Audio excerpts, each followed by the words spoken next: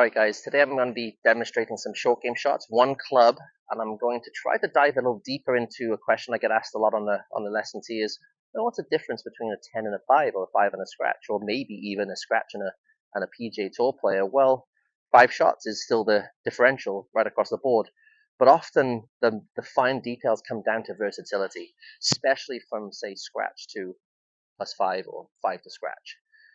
What do I mean by versatility?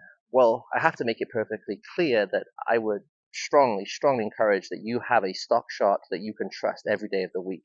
And to have a stock shot that you trust, especially from 30, 40 yards, is going to need a lot of simplicity. So let me walk you through a stock shot first. For me, stock means neutral right across the board. That means narrow stance, maybe club width. Shaft between my thighs, that means it's a vertical up and down shaft. Lie angle, I'm not lowering the handle to gain some height, and I'm not raising the handle to hit a bit lower. That's in a different video. You can research that a little bit. I can show you how that affects trajectory. But neutral and stock is going to be club face flat, shaft neutral, shaft narrow, everything kind of 50-50 in its dispersion. From here, I'm going to feel like my armpits and my arms are very connected, super glued onto my body.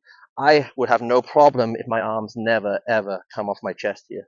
If I can do that, I'm going to have a lot of consistency and a very quiet club face through impact. Okay, so let's just rehearse the stock shot really quick. It's important to have one of these.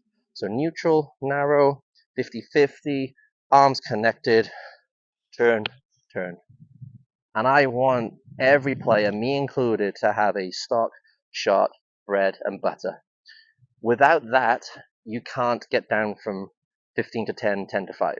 Okay, how do you get that next step to scratch? Well, understanding where the different pins are on the green. I wouldn't hit a stock shot to a back pin if the green's 40 paces deep and the flag is, say, 38, 37 on, maybe tucked left, maybe there's a trap there. I'm not going to hit a high full swing pitch, okay? I'm not going to do that. What I'm going to try to do is I'm going to try to make my sand wedge release a little bit more when it lands. That way I can still send it into the middle of the green, but I can then make the ball land soft, but then roll and let the shape of the terrain do the work. Well, in order to do that and keep everything similar, I'm going to change a feel. And we've talked about feel versus real in the past. The path of the swing or the plane of the swing may not visually look too different. In my brain, I'm hitting a hook shot here. So let's keep a lot of things the same, but change a feeling in the swing. And let's see if I can demonstrate the difference in the shot now.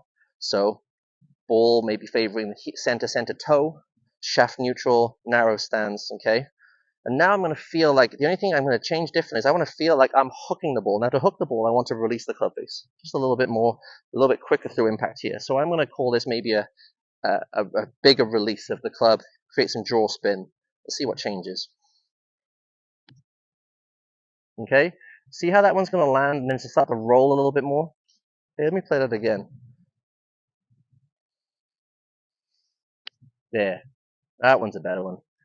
Bang and roll. Perfect. Really feel like I have to release that club. There, again. It's got so much more controlled release onto the green there, just hitting some draw spins in there. Now, what if the flag's at the front? Well, I could probably go to my 60 degree, and I would encourage that too. I have no problem with it. But let's change the feels now. Let's go from stock, where nothing really happens, I'm very zeroed out, to a bit of a hook spin with a release of the club, to maybe a longer, more releasing the club with the toe kept back and the back of the club facing the camera here. Let's see what changes with that release, okay? So we have, again, pretty stock, narrow, ball center to toe, handle neutral. Maybe I have opened the club a little bit here because I know my swing is going to be a little bit longer. And now release it. There. You see how now I've sent a real high one? See how quickly that stopped? So really, I've attempted very similar things. Let's play them back a little bit quicker. Stock. Okay. Draw spin. Okay. Lower release. And then we're going to go a higher spin, which is going to be more of a, say, a release 3 with the club face pointing back to the camera.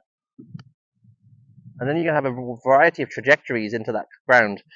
Low, medium, and high. And all I've really done is I've changed the release pattern from no release to minimal release to a release with the club face kept open.